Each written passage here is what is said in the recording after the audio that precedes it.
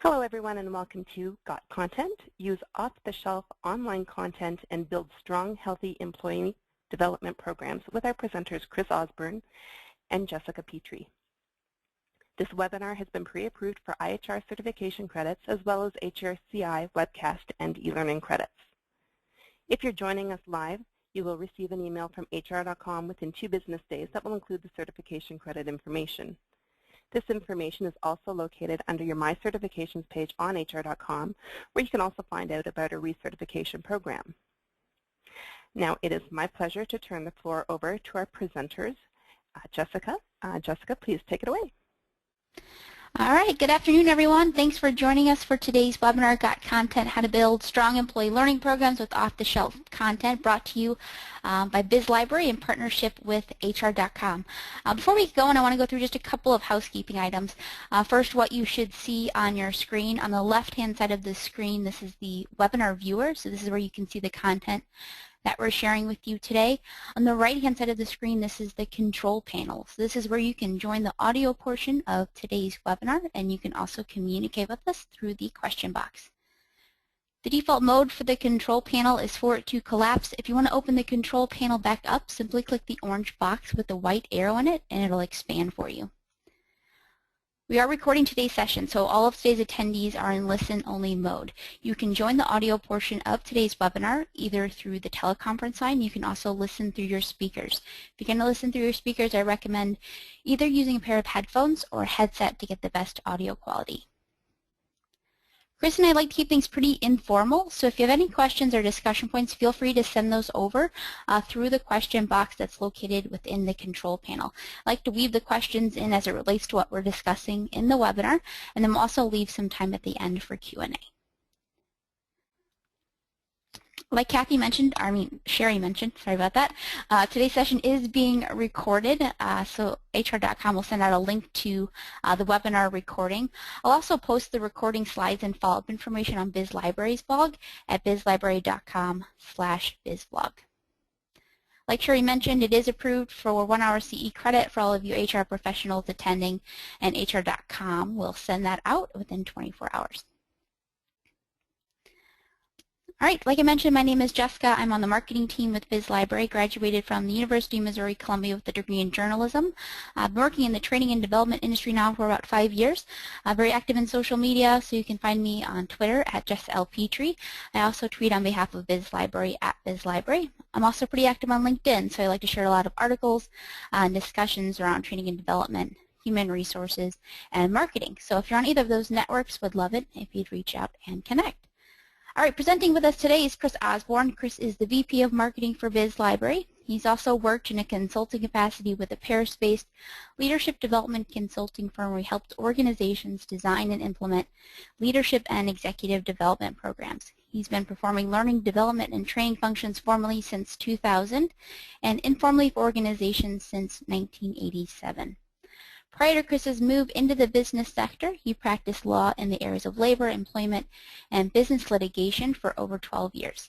He graduated from WashU School of Law with honors in 1987. So here at BizLibrary, we kindly refer to Chris as a recovering lawyer.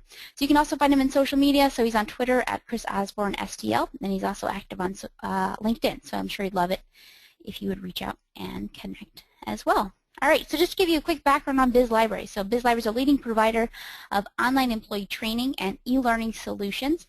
The award-winning content library contains more than 7,000 online employee training videos covering every business training topic. So that includes communication skills, leadership and management, sales and customer service, compliance training, desktop computer skills, and more.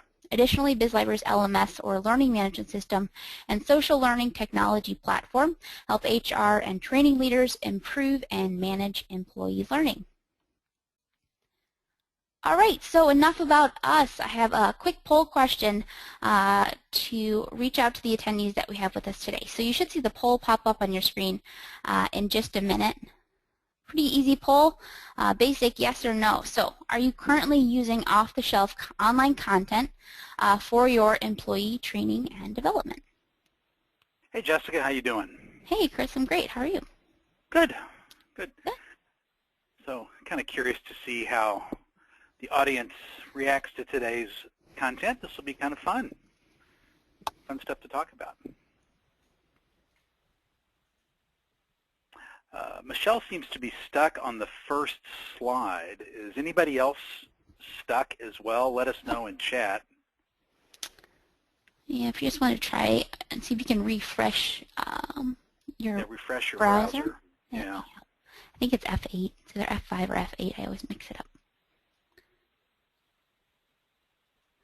So like Chris said, this is a fun topic for us. We are very close to content, so we're a provider of content. So hopefully we'll give you some good ideas about how you can strategically incorporate kind of third-party or off-the-shelf content into your employee learning programs. It looks like the most have participated in the poll, so I'm going to go ahead and close it out, share the results. Again, this is an easy one, basic yes or no. So we've gotten 62% said no, they're not currently using off-the-shelf content, and 38% said yes. Yeah, interesting. So for those of you who aren't, hopefully what we'll give you today is some ideas to think about and maybe prompt you to consider using off-the-shelf content. And those of you who are, hopefully we'll give you some things to think about in terms of, sort of revisiting the decision. Did we make a good choice? Are we using it well? Are we using it effectively? And maybe come up with some ideas, some best practices ideas on other places in your employee training program where you can incorporate it. Because it is an incredibly powerful resource if you will really jump into it and look at using it in some of the ways that we're going to talk about today. All right, we're going to switch presenters here, and hopefully you see the what we hope you'll learn slide. Is that right? Yeah, we see the 3 main takeaways for today, Chris, so you're good to go. All right, so for a long time, Jessica and I said, here's what you're going to learn, and we kind of shifted this to, well, we hope you'll learn this.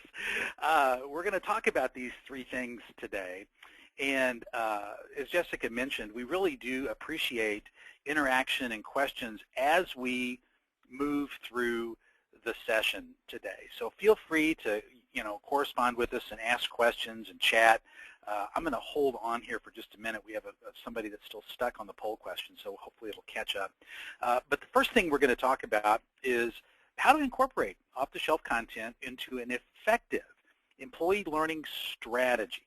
And this is a really important piece of this. A lot of organizations purchase content collection, and sort of it's kind of like the field of dreams thing. If you build it, they will come, and it doesn't always work very well. So you really have to incorporate this resource into a strategy. We'll talk about how to do that.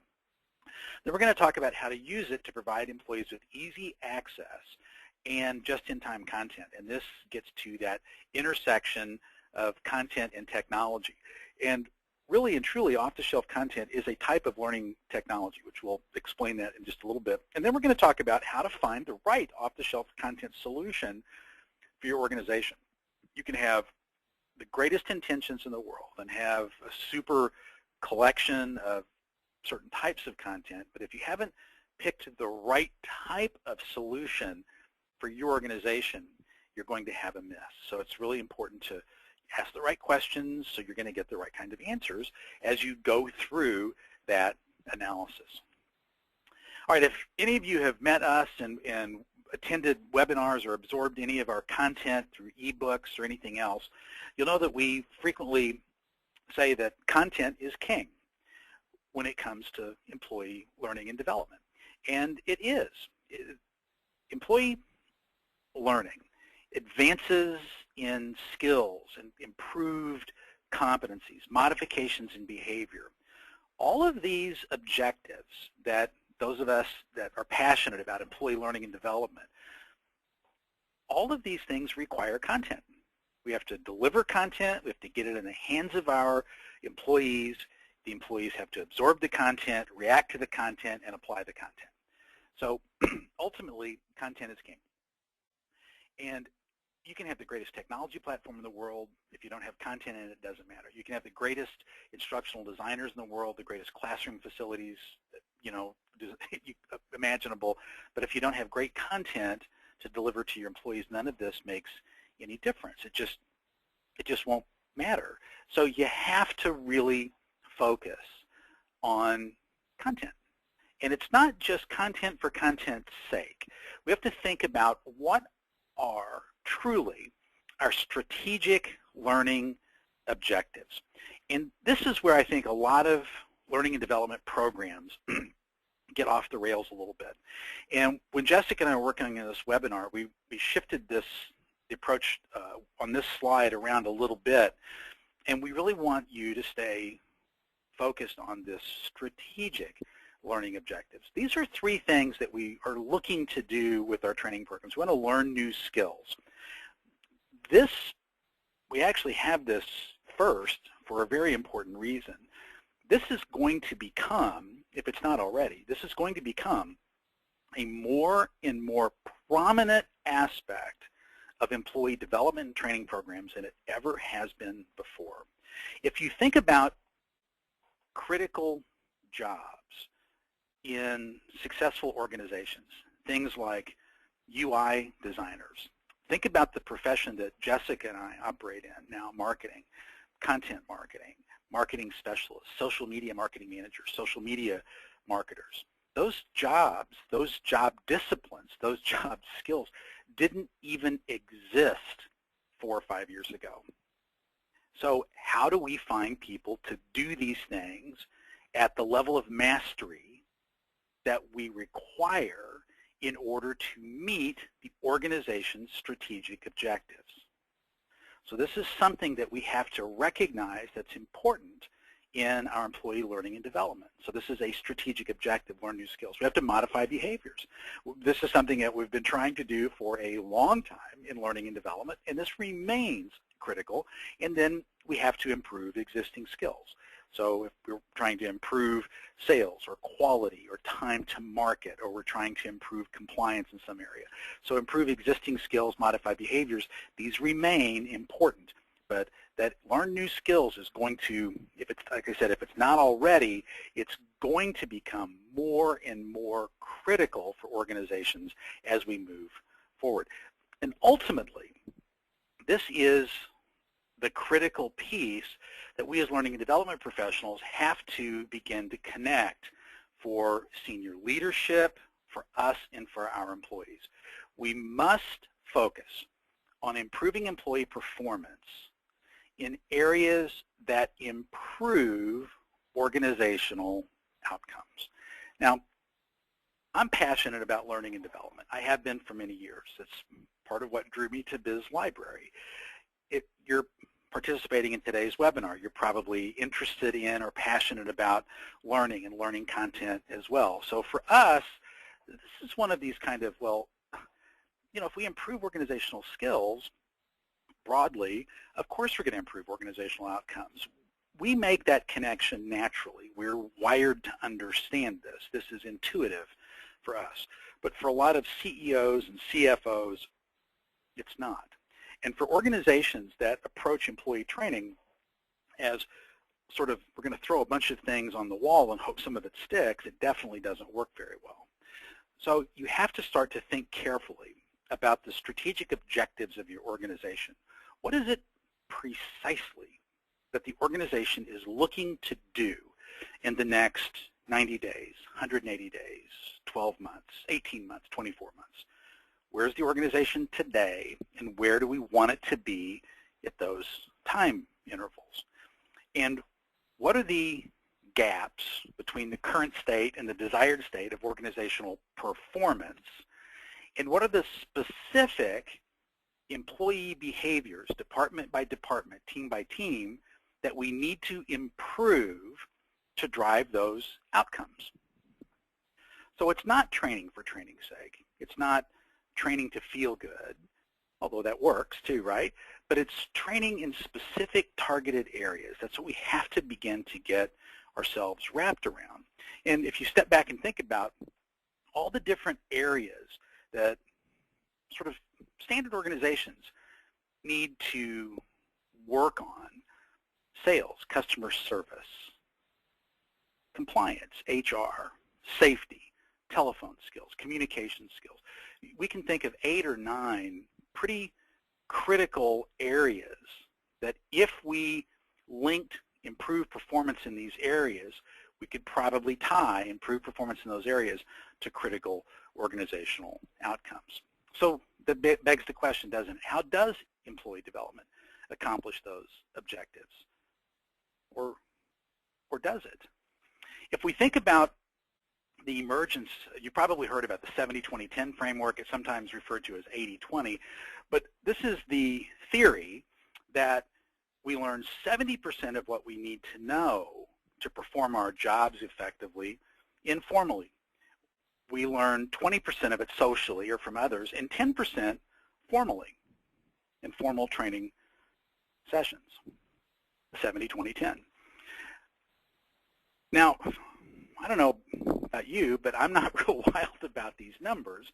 But if you think about it, it does make some intuitive sense. If you think about, like mid-career people, think about where you go for important information to improve your knowledge and performance.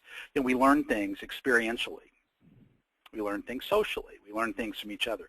I love this infographic that Jessica began to put together for us here, or put together for us. 76% of managers felt their learning and development function was ineffective or very ineffective in helping them achieve business targets. And that's from an L&D team capabilities survey from 2011. 76%. So 76% are saying that 10 is ineffective. So where did your greatest learning over the course, I apologize, that frame that keeps coming up. Over the course of your career, where did your greatest learning occur? Did it occur through networking, through meeting people, through talking to people, through self-exploration, or did it occur in a formal classroom? If we're really honest with ourselves, it's probably someplace outside of a formal classroom. But it's not this isn't, as Jessica points out here, it's not an anti-training focus. We're not saying that. This is really a focus on improved performance, and that's really where the 70-10-20 framework emerged, this thought leadership in this area. It's not because anybody is opposed to training or learning and development. Far from it. It's just that a traditional learning strategies focused, just like this graphic illustrates, focused on this 10%. This is where we've traditionally focused.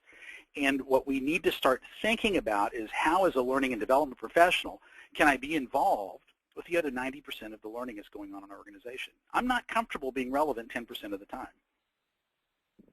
I want to be relevant 100% of the time.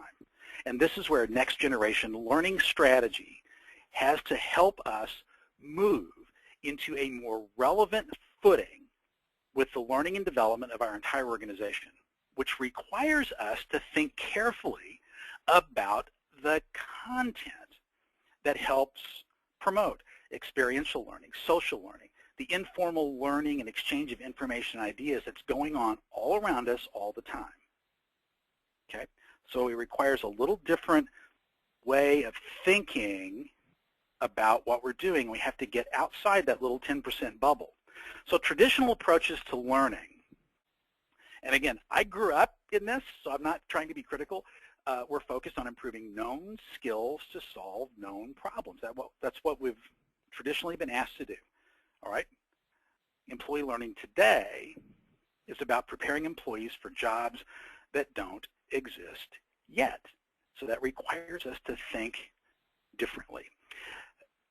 Coxie Learning Consultants published a really interesting survey in the first couple months of the first quarter of 2014.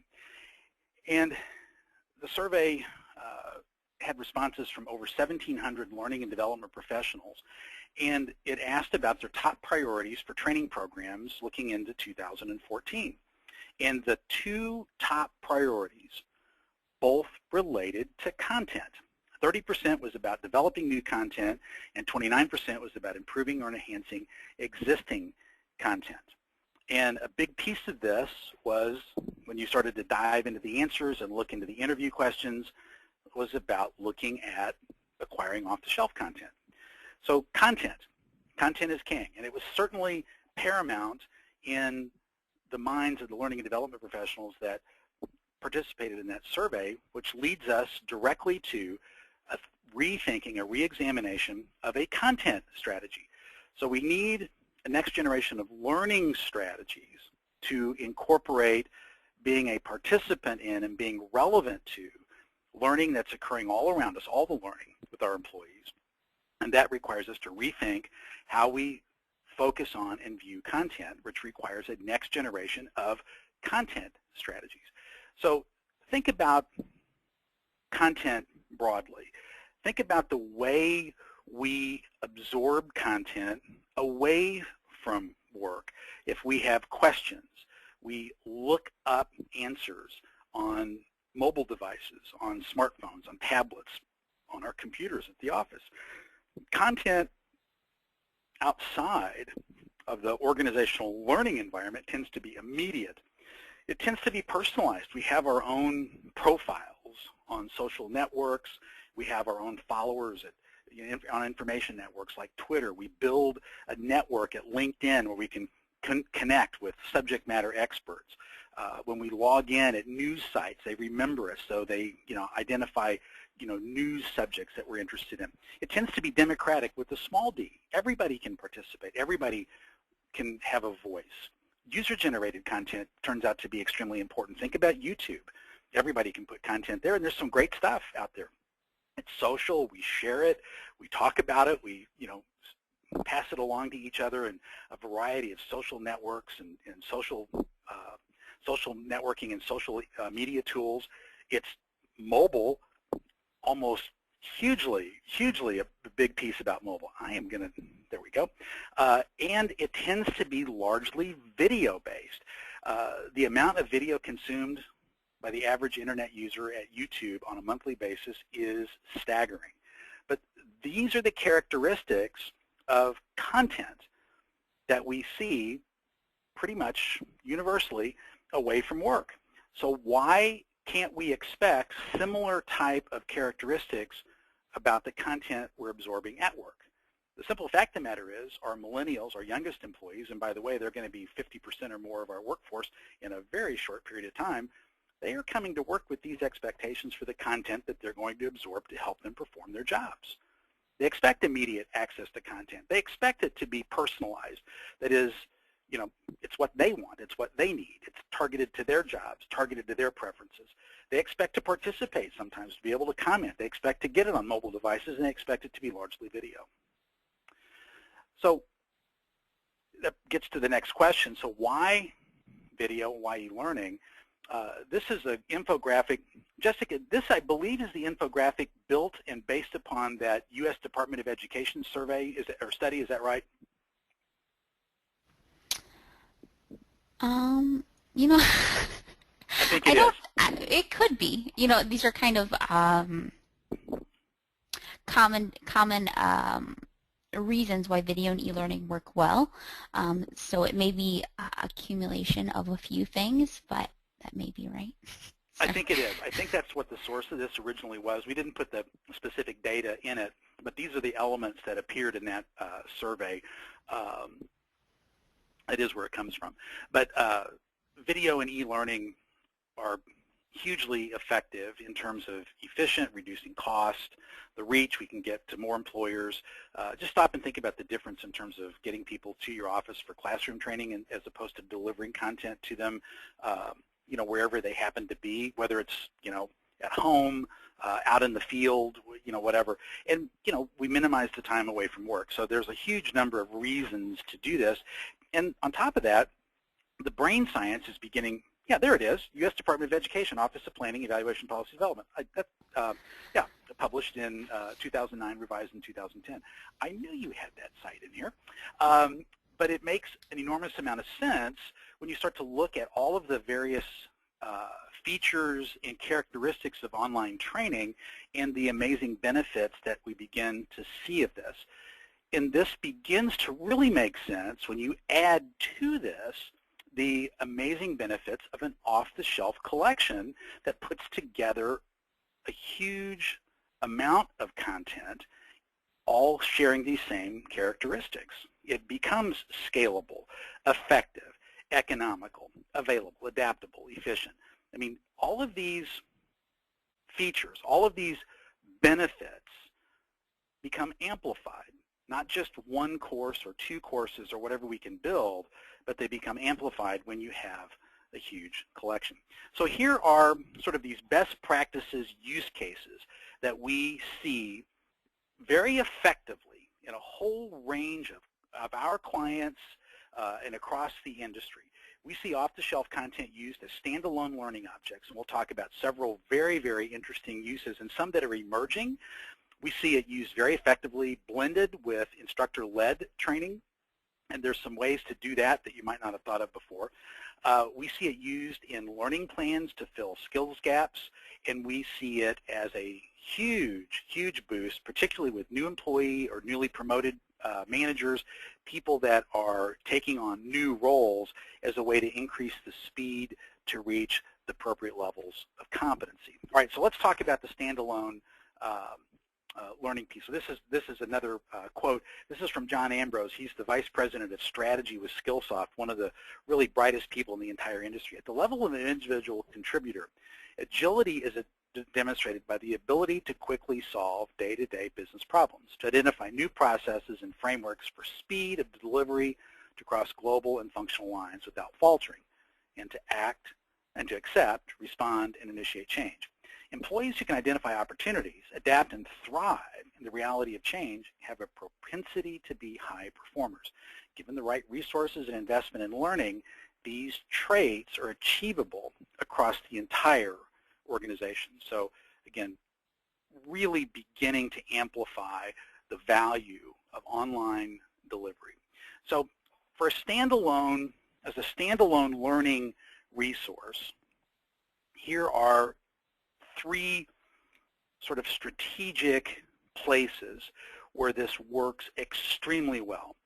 So to build foundational knowledge, and this can work in a variety of contexts. For instance, we can use this to build basic computer skills. I mean, you know, computer applications change. Microsoft's always changing desktop stuff. So we can provide training, online training. We don't have to pull people out away from their workstation. We can provide content directly to them to build sort of that foundational set of knowledge that they need to perform on a daily basis. Online or off-the-shelf content works beautifully for compliance training when we have to track and report completions and progress to regulatory agencies, and this works in a whole range of fields, from pharmaceuticals to financial institutions to transportation to hazardous materials to a whole range of HR compliance areas. So this foundational knowledge piece can be extremely well served using off-the-shelf content to work with. The other thing that happens when you're using an off-the-shelf collection, especially a large one, for content that people have to absorb on an annual or biannual basis, they don't have to go through the same course every time. If they have a variety of courses to choose from that all comply with the standards or the rules, the regulatory rules that or the compliance rules that you're trying to meet, your employees don't have to do the same course every time. It doesn't bore them, and you can actually improve knowledge by giving them a variety in choices. So that's another good reason to look for a vendor or a collection that has some depth and breadth. Jessica, did I cover that? I know there's some other things like leadership development, customer service, sales. A lot of great foundational areas that work. Anything else that you can think of there? No, I think those are all great examples. Another kind of benefit I would point to with meeting foundational skills or things like compliance training is that you can ensure it's a consistent message. So many times if we have a trainer in place, or if something that we're bringing employees in for, it can vary. So it depends on the mood that the trainer's in today. It can also cost a lot to bring employees in for some of these basic foundational knowledge courses when we could actually deliver it for in a way that's more cost effective, and we're still getting that consistency that we need in those areas.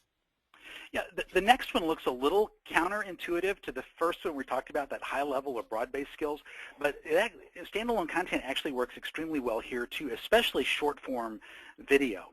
There are these leadership talks, these short talks that with that Jessica and I are both big fans of, these little 4 to 5 minute talks from wonderful thought leaders that are very inspirational, really targeted to one topic, that are really built for senior leaders and executives, that really get to a specific single topic in a really short, targeted way. And off-the-shelf content can do that in ways that you can't get to in classrooms or workshops or in any other way. And when you're dealing with sort of senior leaders and executives, they really, their time gets to be so critical and so valuable, and they're really, really going to demand things kind of when they want it on their schedule, and this is a way to begin to get content to them that is meaningful and helpful and isn't sort of brought down to the lowest common denominator, that actually gets at the appropriate level. Jessica, you actually turned me on to these leadership lessons pieces. Did I explain that pretty well? I know the one that I love the most is that Daniel Pink piece, but you like a few others really well. But did I explain those well? Yeah, so the idea is that, you know, if you're targeting higher level employees or employees in a leadership role, they want something that's going to be targeted and that's not wasting their time, and they're actually going to have a clear takeaway. So some of these leadership lesson videos like Chris is talking about, and there's other kinds, there's some open free source resources that I like as well, but it can be a good way to start your day. It can be a good way to help you refocus or look at a problem that you're facing a little bit differently. So, you know, there's some that are off the shelf, some other ones that I've seen that are open source. You know, there's things, the inspiration from like TED Talks, or like Fast Company has those 30-second MBA courses. So, I mean, the idea is that you're having this clear takeaway and that you're not wasting anybody's time. So that's why I like those a lot. Yeah, they're great. They're really super. And then the third is performance support. You know, when we talked about a content strategy, a next generation content strategy, we think of content as anything that answers a question your employee needs to improve their performance in the moment. So we really don't make a distinction between learning content and performance support. So this is, again, where off-the-shelf content can make a big difference. I struggle. I use Excel a lot, but there's always little things in it that I forget how to do, like panes, or sometimes I forget exactly what I'm doing with a pivot table or a pivot chart. And rather than go through a 1-hour course to look for that 5 minutes or 2 minutes that show me how to do that, I'm much more comfortable looking at a 2 or 3 minute piece, single video piece, that shows me how to do exactly what I need to do, right when I need to do it, and I can look at it and then apply it right then. And off-the-shelf content does that extremely well. So those are 3 high-level use cases, so to speak, of standalone content that we've seen apply and used to great effect by hundreds and hundreds of clients to deliver really impressive business results. I mean, these all work, and you know, they're totally great. All right, so the next of the areas is blended with instructor-led. And the first time I ever used any video-based content, I did it in when I used to teach a lot of graduate school courses at Washington University here in St. Louis, and I used to use video quite a bit in the classroom. And it worked great. And so this is something I could speak from very personal experience in as an instructor. This is really great stuff, and students love it. It's a great way to really bring home a point and create discussion pieces during a class. You've probably seen this term, the flipped classroom, and I wanted to take a minute to explain this because this is a use that is emerging that I think is incredibly powerful, and one that I used the last time I did a course at Washington University that made the very first evening of the class, rather than just sort of, here's the syllabus, here's my name, what's your name, what do you do, what's your favorite color, we actually got a whole lot done the first night.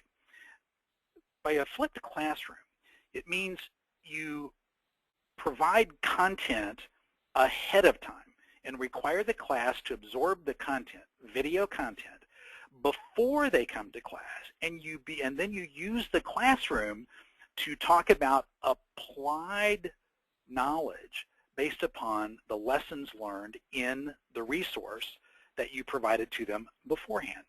So you use outside the classroom to establish that sort of foundational bit of knowledge, and then the classroom turns into an opportunity for the instructor to do the more sophisticated, higher level, more ambiguous sort of Q&A, question and answer. Do you get it? Okay, so let's apply what you've learned in some very, very difficult situations. I used to teach compliance classes for HR professionals, and I used to use a video on a sexual harassment situation and the beginning of an investigation.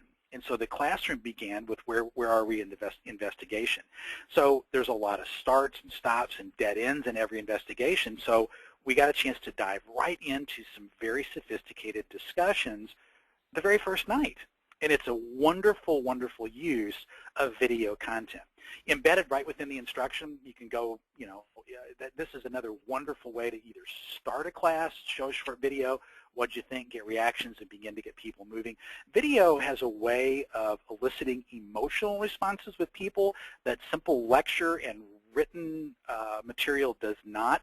And embedding videos right within instruction is a fabulous tool. A lot of instructors are very adept at doing that. And then the final use, along with instructor-led, is to use as a follow-up. So, okay, you've gone through the class, it's been 2 hours or an hour, whatever it is, and now you reinforce all the things that you've learned by sending, here's the video this week, here's another video, here's another video, here's another video, and you keep the lessons top of mind and keep them thinking about it and show them use cases and show them how to apply it.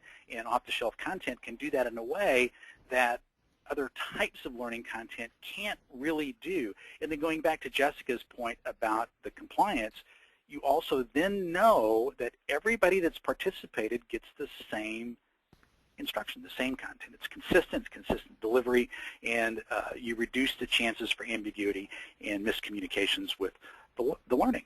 So anyway, great stuff. And Chris, you mentioned it. You mentioned using it, for sexual harassment courses if you're doing instructor-led. But if you think about it, if you're able to use, especially video, so if you're able to use it to demonstrate or appeal to your learners' emotions and things that are either awkward, they would be awkward to role play, or just uncomfortable, or just not really something that you'd want to act out or speak to people personally about. But by showing it in a video context, people may actually be more likely to open up because they're not feeling like they're personally being attacked, but rather they're commenting on something that they viewed through a third party. So they're more likely to get more out of the instructor portion of it because they're able to talk more freely and feel less of that uncomfortable feeling about actually talking about a personal experience. They're rather commenting on experience they may be familiar with because they were tied to that emotion that they saw in the video.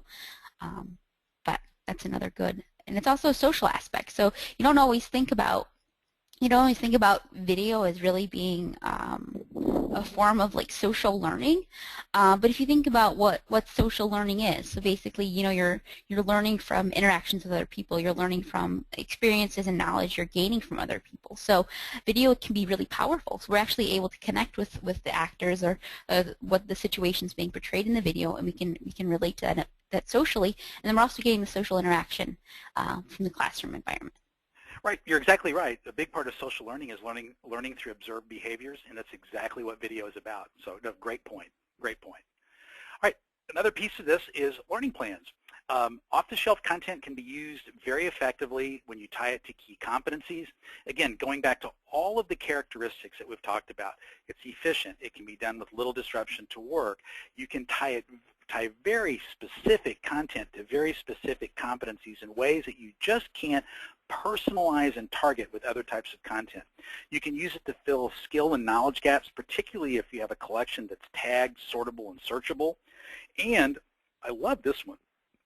There's a lot of wonderful content out there that can help your employees either achieve or maintain professional certifications.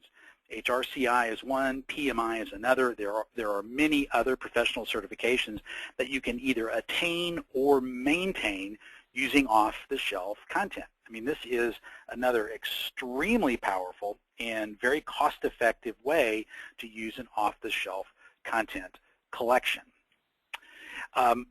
This is a really interesting set of slides. I'm going to let Jessica walk us through these because this is sort of a use case of a couple of specific pieces of a way to think about learning plans. Jessica, you want to take us through a couple of these, please? Sure, Chris, happy to. So this is a use case from a Biz Library client. So this client, they provide communication, marketing, and education services to the healthcare and pharmaceutical industry. So this is to help you kind of visualize how you can incorporate all of these things into your own learning program or a learning plan for your employees. So some of the challenges that they're faced with. So rapid growth. So the recruiting and hiring efforts have increased 400% in the past 2 years. So with that, you can think of a lot of challenges that would come with 400% growth. So they have a growing number of new hire learners. They have pressure for new hires to be client ready sooner. They have increased need for coaching and development skills training for their management teams, as well as having staff having to wear multiple hats. They really have to do that to accommodate this rapid growth and the needs that their organization has. The next challenge that they're faced with is rapid change, as I think most of us in most of our organizations can relate to, just in the business environment that we're working in. So with rapid change, they have new customers with unique and varied needs. They're developing new remote offices, so that includes implementing onboarding and continuous professional development in these new remote offices. And they're working in a really challenging industry. So you think about all the changes in the marketplace that have come in the healthcare and pharmaceutical industry. So they're facing things like healthcare reform and technology advances. So in addition to that, they've had to rethink the business processes that they have in place.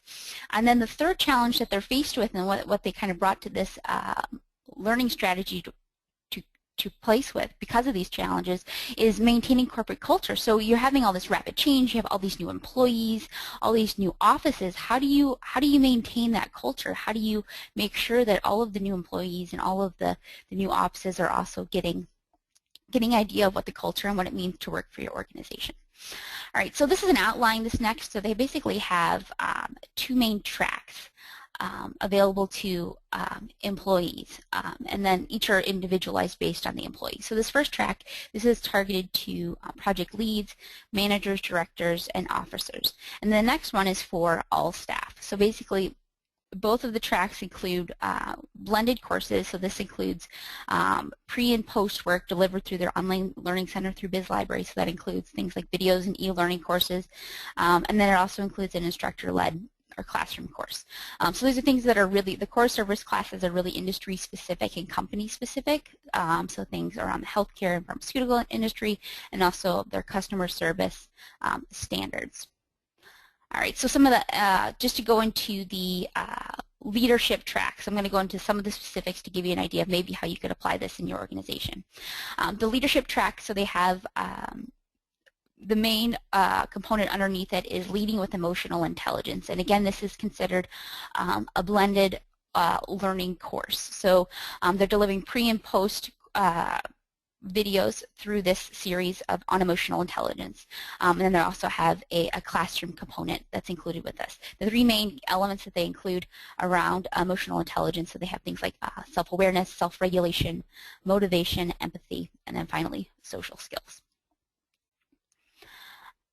And then this final piece, or almost final piece, is around coaching and development. So they're delivering this to all of their leaders and managers. There's two tracks within this. So there's track A and track B. So one is focused on building skills, enhance confidence, clarify expectations. And then the second track is around resolving conflict, encouraging flexibility, and develop motivation. So really the learning plans that they developed, they're not meant to be static. It's really meant to be used as a support. So it'll help the learners really focus and provide direction as they go through their own development plan. So it's not something that's always going to stay the same. So that's why they have some of these different tracks and different options available to the employees. All right, and then this next piece is around leadership. So basically they choose 2 of 4. So these are a little bit longer courses. So these are 1-hour e-learning courses. So they can choose 2 courses based on what their focus is, and then they can move on. And then finally, I didn't include a slide on this, but they have a leadership lecture series where they bring in outside speakers, and they're expected to attend 3 of the 6 outside speakers that are available to them. So it's really a blend. I mean, if you think about, I think the biggest takeaway that I would say that I would get from this use case is that the idea that the learning plan isn't just a performance management tool, it's a resource to support the learner's focus. And then incorporating all of these different elements that really appeal to different learning styles, learning preferences, and then the different needs based on their job roles. Yeah, and the thing that impresses me about this, Jessica, is the variety and just scope of resources that the client was able to bring to bear to create this development plan. I mean, you could never have this kind of variety without access to an off-the-shelf collection. It just doesn't, it's just not feasible. Okay. So the last of the pieces that we were going to talk to you about was the speed to competency. Remember those 4 critical use cases? This was the 4th one. And this is kind of gets to some strategic initiatives within an organization and begins to help us understand some of the things. You start to look at the 3 pieces we provided. We talked about leading to this. Improved organizational agility. If you think about the way the marketplace is moving today, it's complex, it's ambiguous, it's volatile, it's uncertain. We are going to have to find ways to improve the adaptability and agility of our organization, which means we have to improve the speed with which we learn new things and the speed with which we acquire new skills. And that requires a different approach to learning content. We can no longer be completely reliant upon classroom training to do that. We don't have time to wait 8 weeks for the next class or 6 weeks or even a week. We need access to learning content in the moment of need on a regular routine basis. Again, going back to that idea of a next generation content strategy, that's got to be how we start thinking about it if we're really going to improve the speed with which organizations operate. We have to start thinking about speed and speed to competency. In other words, the speed with which we raise the level of performance as a way to achieve competitive advantages. Other organizations are doing this, and you can start to see them move ahead. The organizations that consistently stay at the top of market are organizations that consistently bring new and interesting, novel, innovative products to the marketplace, new and interesting ideas. And they are not complacent. They are organizations that you can see clearly. People are learning new things, and they're applying the new things they learn to deliver new products and new services or new ways of doing things to their customers and their clients. And it manifests itself in, gaining market share and being more profitable. This is something that we're going to have to begin to connect for our senior leaderships. And it just creates new market opportunities for us. As new market opportunities emerge in this incredibly volatile marketplace, think of the client study that Jessica went through, the healthcare industry. All of the things that are happening in that industry alone, there are all kinds of market opportunities that are emerging in document care, data management, just within the healthcare industry. So think about the organizations who are agile, who are able to get up to speed quickly to seize competitive advantages in those spaces. Where are they going to be vis-a-vis their competition? So there are real-life examples emerging right in front of us of how this works, and an off-the-shelf collection can help us get there. So this gets us to the last of the 3 objectives we had for you today, and that is how to select an off-the-shelf content partner. And there are really 3 things to pay attention to, and we're going to cover each one of these. There are the topic areas, what topic areas they have content on, what's the quantity of selections that we have on these topic areas, and what's the quality of the content.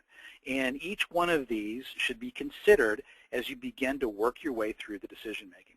So the topic areas. what are the most important topic areas for my organization? And this is going to be a organization by organization set of choices. I wish I could tell you that there is one set of critical topics that every organization should have, but there isn't. It's going to be different. Organizations in telecommunications likely need different topics in organizations in healthcare, in financial services, and shipping and warehousing, okay? So common topics that we see pretty broadly across most organizations: management skills, supervisory skills, leadership, desktop computing, IT skills, HR compliance, sales, customer service, soft skills, emotional intelligence. And then from there, build out the industry-specific content. Look for that you need to the extent that you do need it. And that gets to the next question: do we need specialized? Do you need it? Do you need specialized or industry-specific content? Or is that content that we should spend our time and energy building for ourselves? Do we have the capacity to do that with the off-the-shelf content partner, the off-the-shelf collection, being used to augment or supplement the content that we can build on our own? So again, what are the most important topic areas for my organization? Okay, do we have the capacity to build them, or should we focus our time building custom content that's specialized and then using an off-the-shelf collection to fill in the other areas? What's the quantity that we're going to have? You know, how many courses are we going to need? And this actually gets to be a far more important question than some people might think. But if you think about an organization, just a small mid-sized company, and you think about 9 or 10 sort of high-level topic areas, just think of those, okay? And if you want 3 to 5 courses in each area so people have choices, and there's a variety in different styles, and you want to keep that content fresh, and you want to keep the content current, you can start to see how the quantity of collection becomes significant. How many courses are we going to need?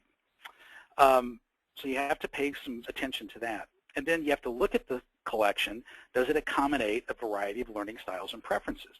So many content collections are built in a single style. And some of that's wonderful, and some of those single styles are very effective and speak very, very effectively to a specific type of learner, and they really, speak very effectively to certain people. But other folks react very well to different styles of content. I happen to like scenario-based content, sort of like, played out scenarios. Sometimes I like the lecture-style content. Sometimes I like conceptual content. There's a whole range of off-the-shelf content styles that are out there. Does the collection you're looking at accommodate a variety of styles? And then what's the quality? This is really an important piece of it. And I'm not always talking about the quality of the video itself, although that is very helpful. But I'm talking about the quality of the actual content. Who builds it and how is it vetted?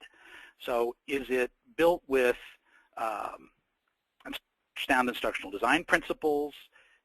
Is the collection, routinely, are they updating it? Are they adding new content, pulling old content or less popular content out? I mean, how is the collection maintained? Jessica, I'm going to do one final slide, and then I'll take some questions, okay? All right, sounds good. Okay. So here's some key features and functionality of most off-the-shelf content. There are a whole range of types of courses. There's video, there's e-learning, there's games, there's simulation. So what's going to work best for your organization? Most top-end, so state-of-the-art off-the-shelf content collections are mobile optimized. And this is really, really important for today's workforce. More and more people are bringing their own devices to work, accessing important information on their phones, on their tablet devices.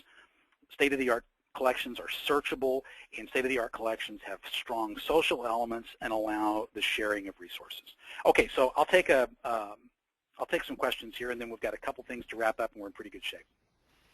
All right, sounds good. So question from Mark. Yes, we have a challenge with employees not placing value on ongoing development, and we have resource limitations. So with that, people feel like they don't have time for training. What are some ideas for overcoming this challenge? Well, that is exactly the kind of challenge that a good state-of-the-art, off-the-shelf collection can help you solve. You know, if you think about sort of the way people digest content today, it is short video chunks. And I'm going to go to the next slide because I think this begins to clue, you know, I can speak to this very directly. In a world of learning and development where complexity, and sometimes time, is the enemy, Biz Library has developed a simple and nimble approach to delivering high-quality learning anywhere, anytime. And, you know, to your point, what you need is an approach to learning truthfully consistent to what we've taken with our off-the-shelf collection. We've got a collection of short-form videos. You need to look for a collection of content that focuses on 5 to 7 minute videos, so people don't have to spend an hour or 2 hours in front of a computer absorbing content.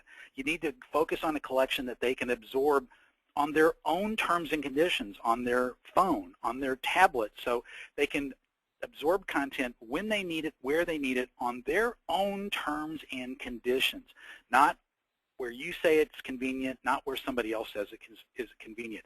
And that's how you're going to be able to win them over. When you make content easy to absorb and something that is really speaks to the employees on their terms and conditions in their space, so that they can kind of get it. It's not an easy sell, though. It is not an easy sell, but you can get there. So some key takeaways for you today. Off-the-shelf content, we believe, is a critical component to a next generation of employee learning strategies. It can make it easy for employees to access and search so they can quickly find just-in-time content. And how you find off-the-shelf content for your partner, you know, we gave you some tips about some questions to ask in those 3 key areas: quantity, quality.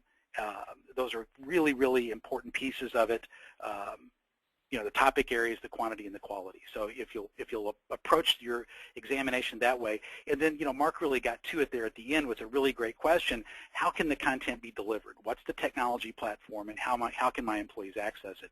If you'll approach it with those 3 things, that's really great. Jessica just posted a link over in chat. It's a link to a trial button over on our website.